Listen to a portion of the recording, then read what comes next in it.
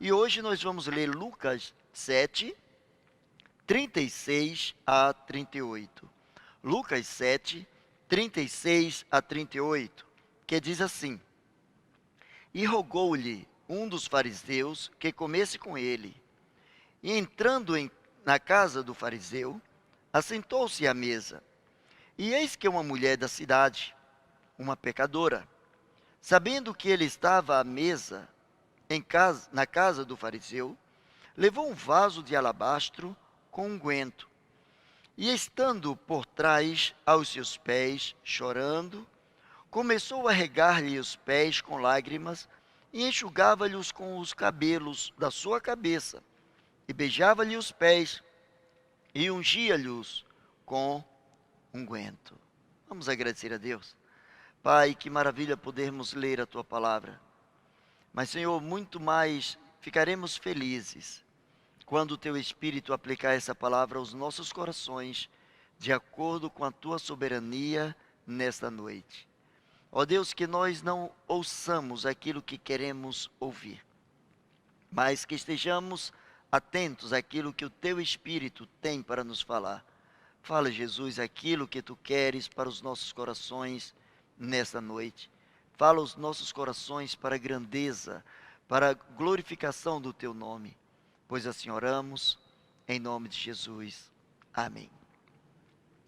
Querido irmão, querida irmã, eu quero pensar com você nessa noite sobre o seguinte tema: Deus procura adoradores e não somente adoração. Vejo que há algumas pessoas que se preocupam em oferecer a Deus a melhor adoração possível. Se você tem dado a Deus o melhor da sua adoração, você já deve ter entendido que Deus merece o seu melhor, e por conta disso, você se esforça para entregar a Deus o que você tem de melhor, louvar a Deus e glorificar o nome de Deus com o que você tem de melhor.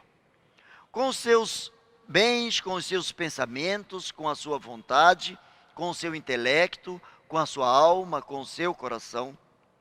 Mas eu quero dizer a você que, não obstante Deus se agradar de tudo que você dá a Deus, Deus está muito mais interessado em encontrar em você um verdadeiro adorador, muito mais do que encontrar a sua adoração. Quando nós pensamos em adoração, nós pensamos naquilo que os anjos fazem no céu. A palavra de Deus diz que os anjos foram criados para adorarem ao Senhor. Os anjos, continuadamente, eles vivem na presença do Senhor, dizendo e falando da santidade do Senhor. Santo, santo, santo é o Senhor Deus Todo-Poderoso. Eles adoram a Deus, eles falam a Deus e de Deus acerca da sua grandeza. Eles colocam diante de tudo e de todos, eles colocam quem Deus é. E Deus já é adorado o suficiente. Deus tem os seus adoradores e Deus tem a sua adoração, mas Deus está muito mais a fim de procurar adoradores do que procurar adoração. A palavra de Deus fala de dois eventos, pelo menos em dois eventos. A palavra de Deus fala de duas mulheres que foram a Jesus e derramaram um certo perfume aos seus pés.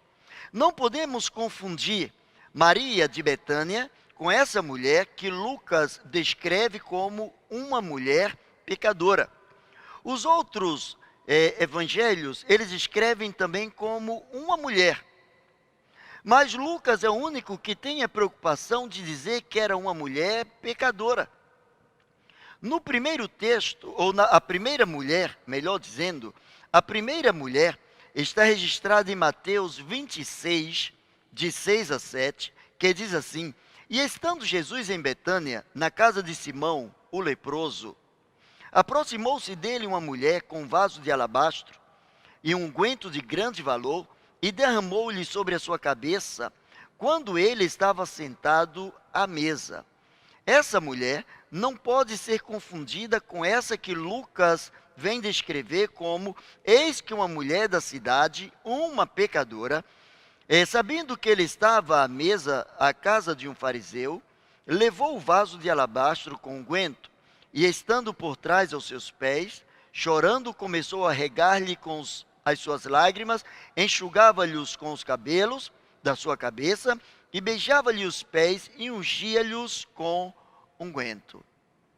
Ora, a palavra do Senhor é bem enfática, quando lá em João, ele vai dizer que Deus é espírito e importa que os seus adoradores o adorem em espírito e em verdade. A adoração é o presente que oferecemos a Deus, é a forma de gratidão, é o reconhecimento da soberania ou pela soberania do Senhor, é aquilo que entregamos a Deus, reconhecendo os seus atributos, reconhecendo o seu valor, e Deus já conhece o seu valor. Deus não precisa que eu diga quais são os seus valores para que ele seja glorificado na minha ou na vida de quem quer que seja, mas Deus tem anseios, Deus tem desejos, Deus tem vontades profundas em encontrar em cada um de nós um verdadeiro adorador. É interessante que essa segunda mulher, essa mulher de quem Lucas descreve como uma mulher pecadora, a palavra do Senhor diz que nos versículos 47 e 48, você vai encontrar Jesus falando para essa mulher, dizendo: eu afirmo a você, então, que o grande amor que ela demonstrou prova que os seus muitos pecados foram perdoados, pois onde pouco se é perdoado, pouco amor é mostrado. Então Jesus disse à mulher: os teus pecados te são perdoados. É interessante que Lucas, ele faz questão de frisar que esta mulher, ele chama essa mulher de mulher pecadora, mas ele mostra um pouco mais adiante que essa mulher pecadora, ela já havia tido um encontro com o Senhor Jesus. Ela já havia tido um encontro com a misericórdia de Deus. Quando Jesus fala para ela: mulher, os teus pecados estão perdoados, ou os teus pecados foram perdoados, os teus pecados foram cancelados, Jesus não está se referindo exatamente àquele momento em que ela se encontra com o Senhor. Porque naquele momento, a palavra de Deus diz que ela estava chorando, diz que ela estava buscando regar os pés de Jesus com as lágrimas, com o perfume, e enxugar esses pés, os pés do mestre, com os seus cabelos. Não diz que ela proferiu algum tipo de confissão naquele momento. Isso nos leva a crer que anteriormente ela havia confessado Jesus como seu Senhor e Salvador, e ela tinha um gesto de gratidão para com o Senhor, e agora o Senhor afirma a esta mulher, de quem Lucas fala como sendo uma mulher pecadora. Jesus diz a esta mulher: os teus muitos pecados te são perdoados. Os teus muitos pecados foram perdoados. Ora, eu comecei dizendo que Deus procura adoradores e não somente a adoração. Porque os verdadeiros adoradores, eles têm algumas atitudes que são diferenciadas. Eles têm algumas atitudes que fazem com que eles sejam pessoas que foquem no próprio Senhor e façam desse foco o diferencial da sua convivência com o Senhor. A palavra do Senhor diz que ela foi aos pés de Jesus com lágrimas. Se você conhece o texto, a Bíblia diz que Jesus foi convidado por um certo homem, um certo fariseu, e esse fariseu queria dar um jantar na sua casa. Os jantares na época de Jesus eram tidos como, quando alguém chamava alguém para jantar na sua casa, não era um mero bate-papo. Era uma questão de um glamour. Quando alguém chamava alguém para jantar na sua casa, é como se fosse um jantar de gala. Era algo com detalhes, era algo preparado detalhadamente para agradar aquele que havia sido convidado. E dentre os detalhes, existiam alguns rituais que o dono da casa, que o anfitrião precisava fazer para demonstrar a sua gratidão, para demonstrar o seu aconchego para com aquele que havia sido que havia sido convidado por ele, aquele que era o seu convidado especial. Naturalmente, como não existiam as pavimentações asfálticas, naturalmente, como não existiam as estradas como temos nos dias de hoje, era natural que dentro ou na recepção das casas existisse algo especial, um vasilhame, um lugar especial, onde o visitante lavava os seus braços, lavava o seu rosto, lavava os seus pés, ele tirava a poeira do caminho e ele era levado a uma mesa muito especial. Era uma mesa cuja altura não era tão saliente, era uma mesa um tanto quanto baixa, porém, ao redor dessa mesa existiam algumas cadeiras que eram como se fossem divãs hoje, eram cadeiras que as pessoas podiam, almofadas em que as pessoas podiam ficar reclinados, deitados, as pessoas ficavam como que confortáveis, porque ao receber alguém na sua casa, o dono da casa precisava oferecer conforto para aquele que estava sendo hospedado por ele. Era natural que o dono da casa, quando o convidado chegasse, ele lhe desse algum ósculo santo, ele beijasse a sua testa. E ao beijar a sua testa, ele estaria dizendo: você é muito bem-vindo à minha casa. A minha casa te saúda, te recebe da melhor maneira possível. Você é especial para a gente. Você faz a diferença no nosso convívio. Você é alguém que nós gostaríamos de ter outras vezes dentro da nossa casa. E esses rituais, essas pequenas coisas, eram apresentadas ao visitante como uma forma de honrar o visitante.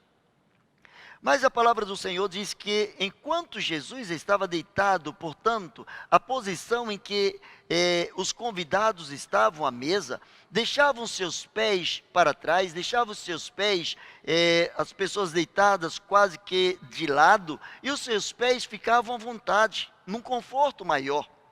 E a Bíblia diz que aquela mulher chegou por trás como um sinal de quebrantamento. Aquela mulher, a sua atitude foi ela foi a Jesus e tocou nos seus pés. Na realidade, aquela mulher, ela estava percebendo que alguma coisa diferente estava acontecendo ali. Os jantares geralmente eram feitos nos alpendres das casas e não era incomum que as pessoas pudessem ver, os vizinhos pudessem ver o que estava acontecendo naquela casa. E por vezes algumas pessoas ficavam como que filmando, visualizando, ficavam como que observando o que acontecia dentro daquela casa. Junto aos convidados, as pessoas ficavam como que esperando alguma coisa de diferente acontecer ali dentro. Aquela mulher foi aos pés de Jesus em lágrimas. E isso mostra o seu quebrantamento, mostra a sua gratidão, mostra que ela foi ao lugar da verdadeira adoração, ela foi aos pés do Senhor Jesus. Se lembra que no dia em que Jesus foi traído, o inimigo olhou para Jesus e disse: tudo isso, os reinos da terra eu te dou, se prostrado me adorares. Quando aquela mulher foi aos pés de Jesus, o seu gesto humilde de estar na presença do Senhor, chorando aos pés do Senhor, ela demonstrou um coração quebrantado, ela mostrou um coração contrito, ela mostrou um coração respeitador pela vontade do Senhor. Ela começou a demonstrar a sua gratidão ao Senhor, mas ela estava ali adorando o mesmo Senhor que havia perdoado os seus pecados. Ela não estava ali preocupada simplesmente em levar um alabastro, ela não estava preocupada em levar um perfume, ela não estava preocupada em levar o melhor que ela tinha, mas ela queria apresentar o melhor que ela era. Ela estava apresentando-se agora como uma verdadeira adoradora. Ela estava no lugar certo, aos pés do Senhor. Os verdadeiros adoradores, eles vão aos pés do Senhor. Os verdadeiros adoradores são aqueles que se prostram diante da presença do Senhor. Eu vejo a palavra de Deus dizendo que ela começou a enxugar os pés com os seus cabelos. Aparentemente, no século 21, isso não parece algo de anormal que alguém porventura pegasse um cabelo grande, bonito e começasse a enxugar os pés de alguém. Só que na época de Jesus, a mulher ter o cabelo solto era um sinal de obscenidade. É como se hoje a mulher estivesse desnuda ou se a mulher estivesse mostrando os seus seios na sociedade. Era algo que afrontava, era algo tido como obsceno. E ela vai aos pés do Senhor Jesus.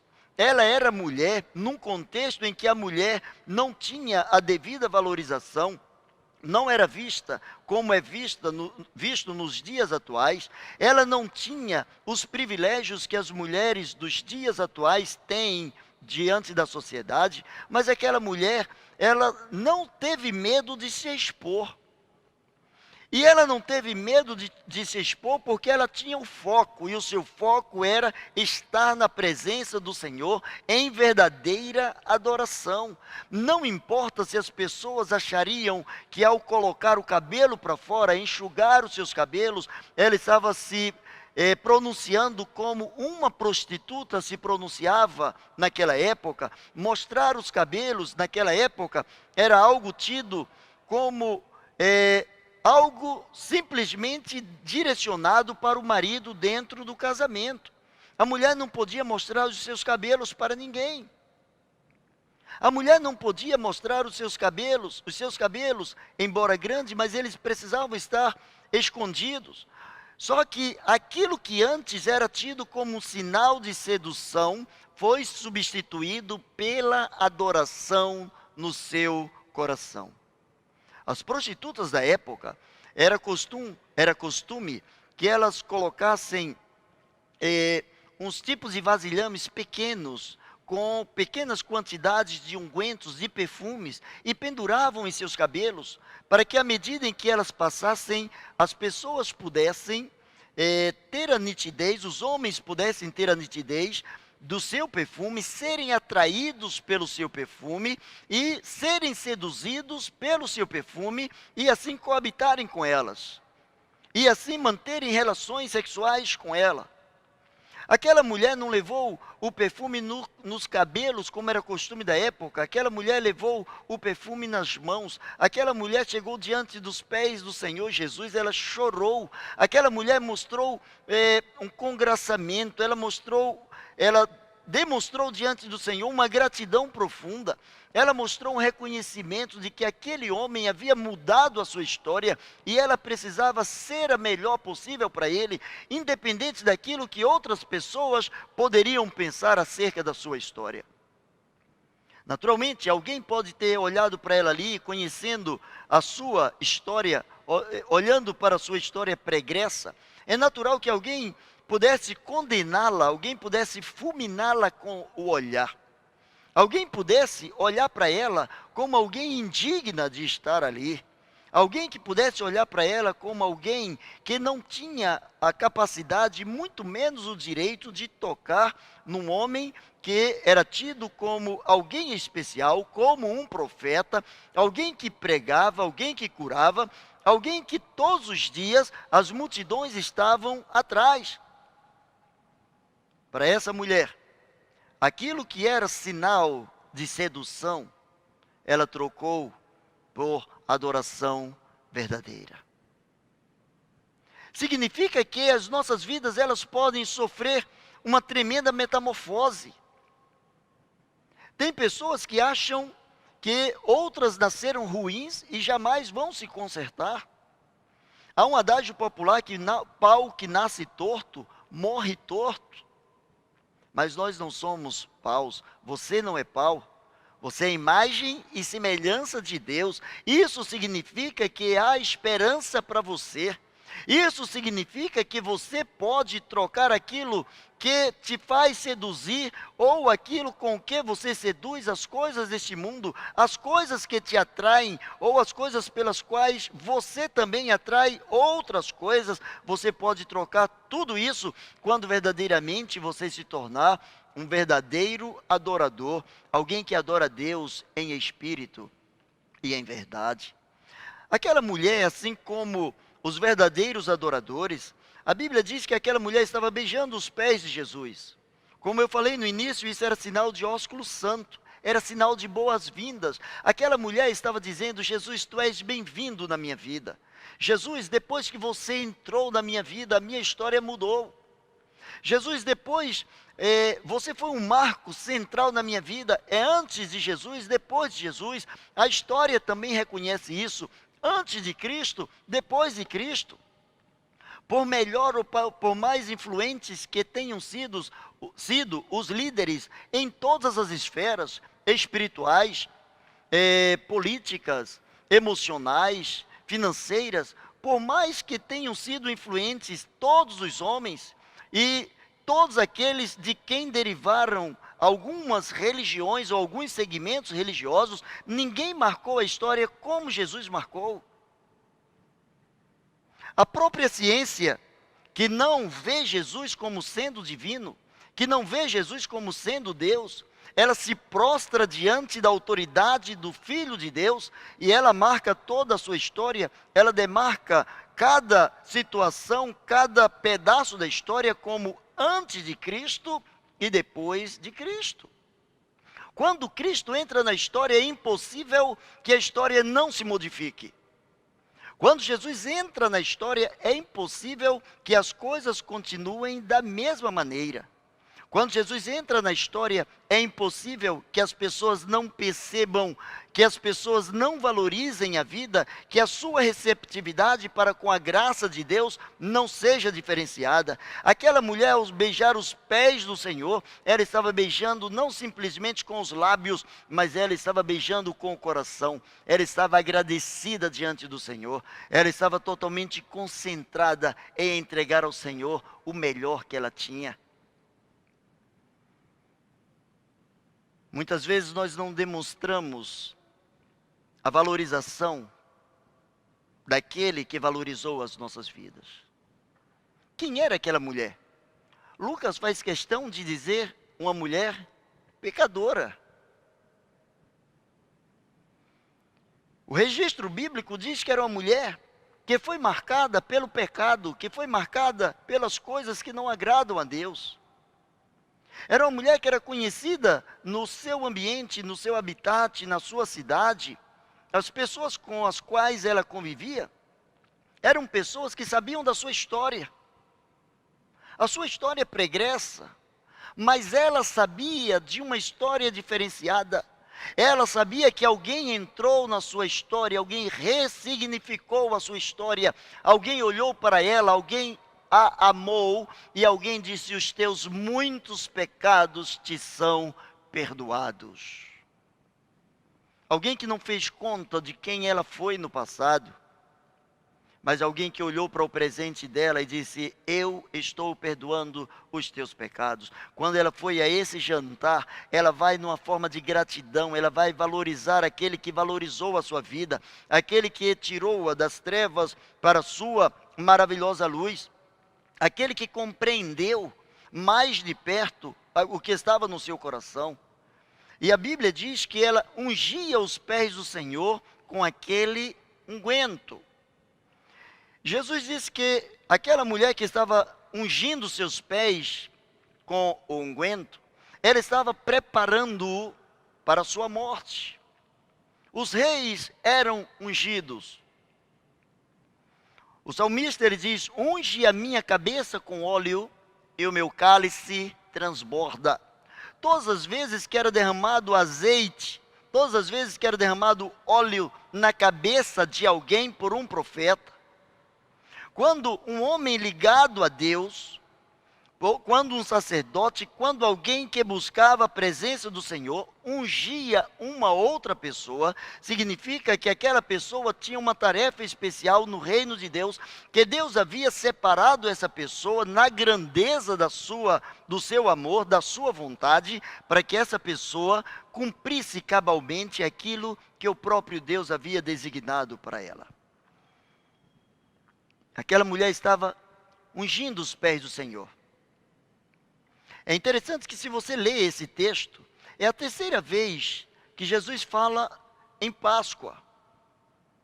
Era, portanto, a terceira Páscoa. Se a gente levar em consideração que Jesus teve o seu ministério durante 3 anos, significa que foi a última Páscoa. 6 dias antes da Páscoa, Jesus foi a esse jantar. E nesse momento, aquela mulher já estava ungindo os pés do Senhor.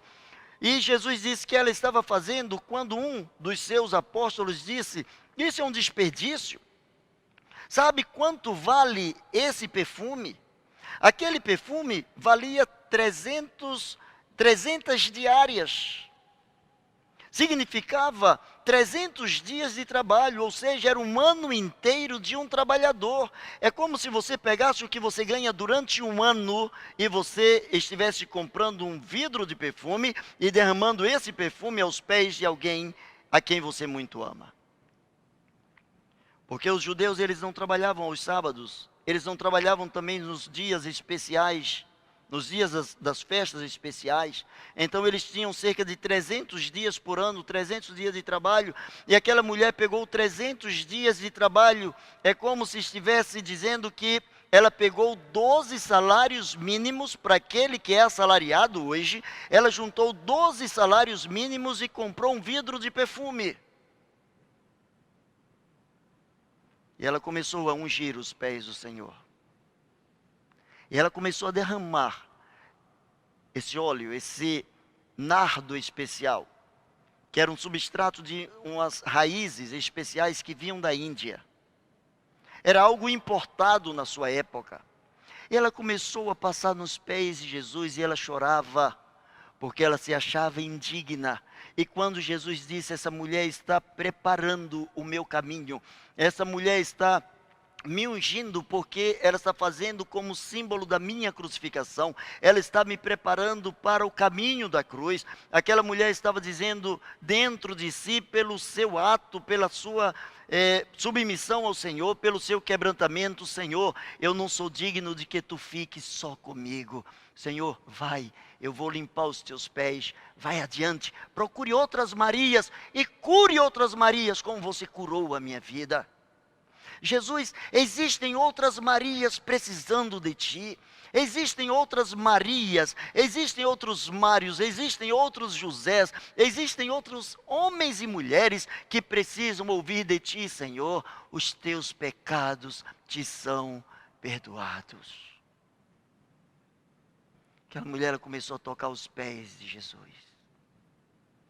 Aquela mulher dizia: eu não sou digna.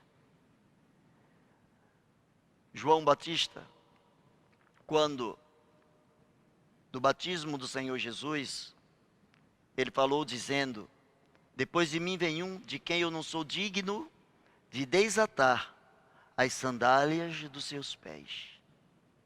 Eu não sou digno de tirar o cadarço do seu sapato, trazendo para os dias de hoje. Não sou digno de tirar o cadarço do seu tênis, trazendo para a população mais jovem. Eu não sou digno de tocar nos seus pés. Aquela mulher queria dar a Jesus o destaque. Aquela mulher estava tocando nos pés de Jesus e todo o ambiente estava sendo perfumado. Jesus estava agora com um perfume especial que vinha de baixo para cima. E por onde Jesus passasse, o bom perfume de Cristo estaria contagiando as pessoas. Aquela mulher tocou em Jesus exatamente num ponto do seu corpo que onde ele pisasse agora ficaria perfumado com aquele perfume.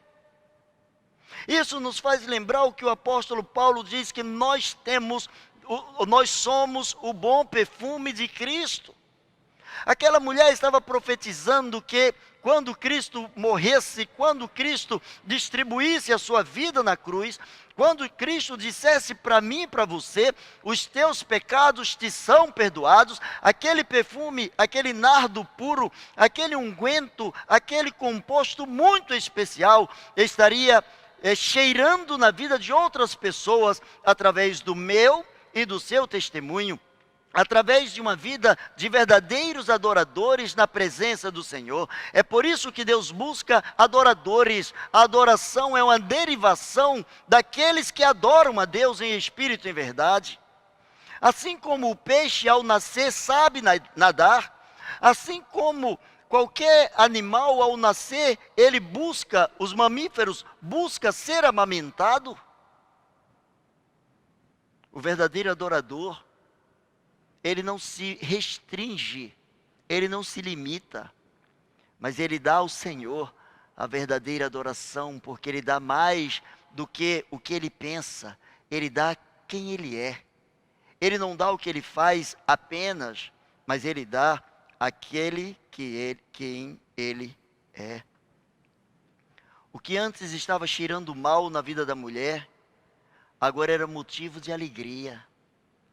Aquela mulher, descrita por Lucas como uma mulher pecadora, assim como ela era conhecida na sua época, assim como ela era conhecida pelas pessoas com as quais ela convivia, aquela mulher agora estava tocando em Jesus. Aquela mulher estava mostrando que ela tinha livre acesso ao Filho de Deus. Aquela mulher estava mostrando agora que ela tinha prazer em estar aos pés do Senhor Jesus. Os verdadeiros adoradores têm prazer em estar aos pés do Senhor Jesus. A Bíblia diz que o apóstolo Paulo foi formado aos pés de Gamaliel, símbolo da intelectualidade da época. Ser criado aos pés significa ele aprendeu de Gamaliel. Aquela mulher estar aos pés do Senhor, ela estava dizendo: eu quero aprender de ti. Ela estava trazendo para a sua vida aquilo que o próprio Senhor falou quando ele disse: aprendei de mim, não de outro, aprendei de mim que sou manso e humilde de coração, e encontrareis descanso para as vossas almas. Somente Jesus pode trazer o descanso para as nossas almas, de modo que quando Ele é o foco da nossa adoração, quando nós nos atemos a buscar a sua presença, quando nós decidimos que somos seus filhos, seus servos, independente de situações, de circunstâncias, de pessoas, o que os outros acham acerca da minha adoração, acerca da sua adoração, não tem nenhum valor diante de Deus. Não são os outros que têm que dizer como eu vou adorar ao Senhor. Não sou eu que tenho que dizer a você como adorar ao Senhor, mas é o Espírito que habita no verdadeiro adorador, que nos leva, aquele Espírito que intercede com gemidos inexprimíveis diante de Deus. É esse Espírito que faz com que os nossos corações nos tornem pessoas que verdadeiramente adorem a Deus em espírito e em verdade. Mas eu quero concluir. Eu quero caminhar aqui para o final. Qual era o valor desse perfume? Talvez durante toda a sua vida, tudo que aquela mulher juntou foi aquele dinheiro. A Bíblia não diz se ela era rica, se ela era pobre. Não diz se ela tinha herdades. Não diz o que ela tinha. Não diz quantas pessoas faziam parte da sua família. Mas a Bíblia diz uma coisa. Ela trouxe um perfume de grande valor e entregou àquele que valorizou a sua vida. Você já ouviu a frase amor com amor se paga? Os poetas, os cantores, escrevem muito acerca de amor. E é natural que em muitas das canções nós possamos ver a ideia de que amor com amor se paga. A única moeda capaz de superar o amor é o próprio amor. A única moeda com a qual podemos comprar o amor de alguém é amando essa pessoa. Aquela mulher já havia compreendido o que João viria a falar, porque Deus amou o mundo de tal maneira que deu seu Filho unigênito, para que todo, pobre, rico, tido como digno ou reconhecedor da sua indignidade, independente de classe social, independente de religião ou denominação, de aquilo que se faz ou que não se faz, profissão ou falta dela, Deus amou o mundo de tal maneira para que todo aquele que nele crê não pereça, deu o seu Filho unigênito. Ele tomou a iniciativa. Aquela mulher já havia absolvido a ideia de que aquele homem, aquele senhor, era alguém diferente. E ela havia absolvido o que João vai dizer depois no capítulo 4, 24, para terminar a nossa meditação. Deus é Espírito. E importa que os que o adoram, o adorem em espírito e em verdade. O que é que você tem de maior valor dentro da sua casa?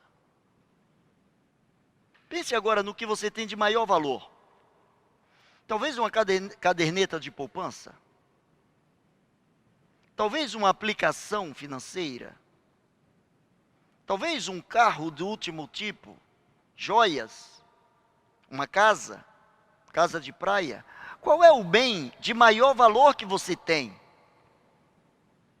E se eu disser que o maior bem que você tem é a própria vida, você pode concordar comigo? Faz sentido para você? Que se você deixar de existir, tudo o que você tem vai ficar para alguém, ou para os familiares, ou para alguém que use de esperteza, ou para o governo, alguém vai se apropriar de tudo o que você tem, porque Deus não está preocupado com o que você tem, Deus está preocupado com quem você é. Deus é Espírito, importa que os que o adoram, o adorem em espírito e em verdade. Deixe Deus encontrar em você um verdadeiro adorador. Coloque diante do Senhor a sua vida, foque no Senhor agora, baixe a sua cabeça e fale com o Senhor. Talvez você esteja esperando um dia melhor para voltar para o Senhor, para recomeçar a sua história.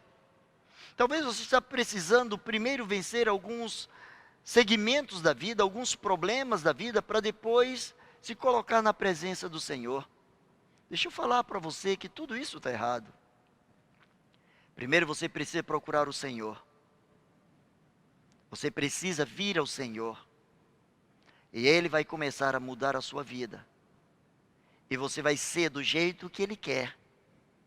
Mas você só pode ser do jeito que Ele quer, se primeiro você for a Ele. Vá aos pés do Senhor. O lugar dos adoradores é aos pés do Senhor. Talvez você esteja passando por um momento de dificuldade dentro da sua família. E talvez você já não saiba mais nem o que pensar, o que dizer. Talvez você esteja dizendo, olha, tudo se acabou. Eu quero dizer a você, que na presença do Senhor, Deus quer encontrar em você um verdadeiro adorador. Vamos orar.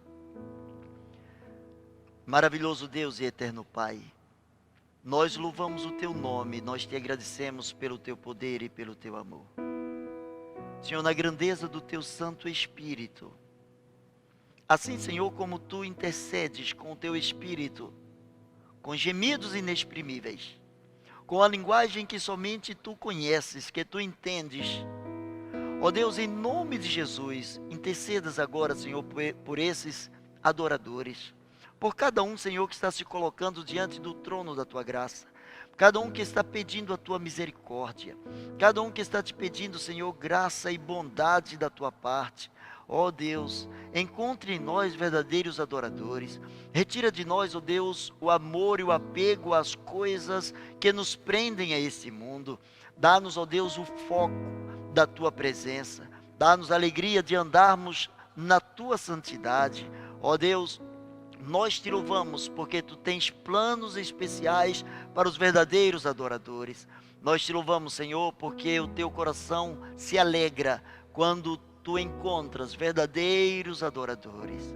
Agora, Senhor, esta pessoa que está orando a Ti, essa pessoa que está num quebrantamento sincero, essa pessoa que chora no seu espírito diante da Tua presença, vai agora, Senhor, e coloca a Tua mão de poder e cura a sua alma. Cura, Senhor, as feridas da alma, cura as feridas espirituais, cura as feridas, ó Deus, da mente, do coração, do corpo, em nome de Jesus. Glorifica o Teu nome, pois assim oramos, em nome de Jesus. Amém e amém. Deus te abençoe. Olha, você que é CIB, você que aprendeu a amar essa igreja, nós gostaríamos de levar o Evangelho um pouco mais adiante. Então eu gostaria que você também se inscrevesse no canal, desse um like lá pra gente, espalhasse com a sua lista de amigos, porque a gente precisa pregar o Evangelho, é você que está fazendo isso. É tão fácil. Ajude-nos a levar um pouco mais a palavra de Deus. Que Deus te abençoe. CIB, a igreja que ama e abençoa.